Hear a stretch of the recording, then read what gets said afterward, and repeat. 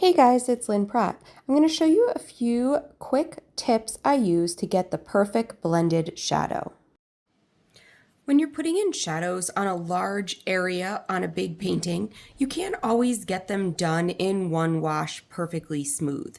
So I plan to put them in and know that I'm going to have to come back with multiple washes. So this is a first pass of this shadow. You can see I went over this line that I didn't want to, and it's not perfectly even. I have some unevenness, some heavy parts, some lighter parts, and I know that I'm going to have to go back because my goal is to get a nice dark shadow like this, but I know that I won't be able to get that in one wash. This is at least 3 washes of color blending each time.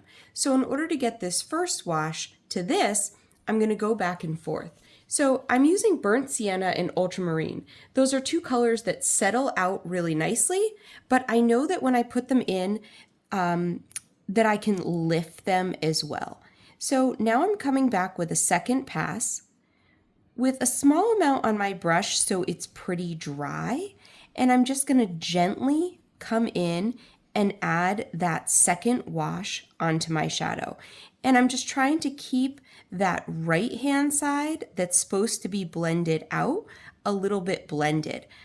Often I keep brushes that are old that don't have a perfect point anymore so that I can use them for things like this. Because actually having a brush that doesn't have a perfect point on it, that's a little bit more frayed, an older brush, works a lot better to get this blended edge. So I'm just coming in and adding this next layer and kind of lightly doing almost a dry brush on the edge of my shadow, and then slowly kind of filling in any areas that I need to. Now, again, this is just the second pass, but before I come back for a third pass, I have to let this dry completely because you can see I came back on this area right here and it wasn't completely dry. So instead of blending, I ended up just lifting a spot. So I can let that dry completely and then come back, or I can put a little bit more paint on my brush and with basically just the end bristles, come back in and just fill that spot in. So it's really kind of in a barely wet paint on my brush onto dry paper. So that's my second wash, and I'm going to let it dry completely. That's just about dry. It doesn't take very long because I did it with pretty dry paint. Next, I'm going to come in with my lifting brush, which what I use for a lifting brush is actually just a small flat acrylic brush because it has slightly firmer bristles. Now, to come up to this line, I would normally lift from this side so the flat of my brush comes right up to that, and I would flip my paper around. But because I don't want to keep flipping this paper around while I'm showing you, I'm just going to do it this way. But you can see this burnt sienna and ultramarine. I know that it's an easy lift, so I don't have to worry too much if I've gone over my edge a little bit. I just need to make sure that I go in and clean it up before I put the yellow on that pencil. So now it's pretty dry. I can come back in, and again, I'm going to come back in. I'm using a size 6 Holbein Gold Round, but you can see the end is just a little bit frayed. So again, this is kind of an older brush, and I'm coming in with barely any paint in a pretty dry manner now. And I'm just touching the edge of the brush barely, and I'm just coming in and filling any spots that need to be a little bit darker. Okay, so I had a few areas that were not quite dark enough. So I can come in just carefully with a super dry brush. If it gets a little bit heavy, you can blot it just a little bit and then let it dry before coming back to that spot. It gets a little bit darker where it goes close to that pencil because they're kind of sandwiched in, so the shadow's just a little bit darker there. But you can see I'm barely touching this brush. You can't even see the bristles bend because I'm just barely touching the page and adding a tiny bit of paint at a time.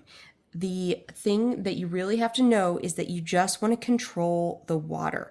If you come in wet, you're going to mess up those layers that you have beneath because, again, these are easy lift colors.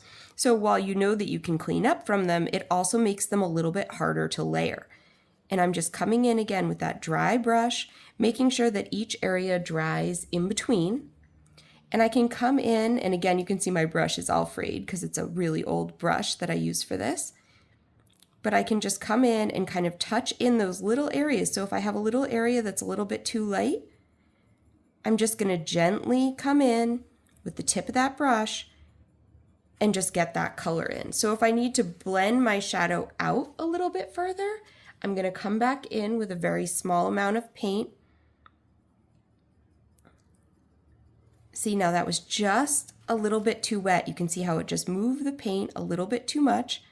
So I'm just going to come back in and just gently blend out this edge.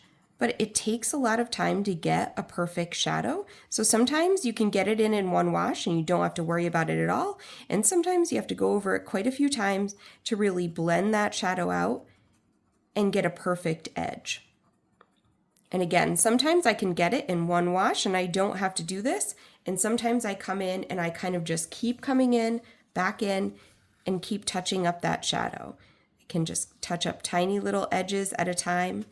Right here was where I had gotten too wet, so I know that I have to let that dry completely and then come back in and smooth that out again. I'm going to come in with my lifting brush right up to the edge of where this pencil lead is. And again, this is what I was talking about. You can see that I put the flat edge right up to it, and that gets such a nice smooth lift. So normally I would do that from the other side as well and just flip my paper around to make sure that my brush is in the right place to get that nice smooth lift all along. And then I can come back in with just a little bit more. And like I said, this area was just a little bit too wet when I came in. So I'm just coming in with the tip of my brush and blending that shadow in. Okay, so right here is a little bit too dark. So I'm going to make sure my brush is really, really dry. And I'm just going to come in with just the tip. And sometimes you have to lift it out a little bit more than you want to and then go back in and blend it to get that dark spot out of there. So I want to make sure that while I'm lifting, I don't have any hard edges so that when I come back in to fill it in, I make sure that I don't have any of those hard edges. So now I should let it dry, but I'm just going to, with the tip of my brush, just come back in and fill in that little spot that was too dark to now make it match the rest.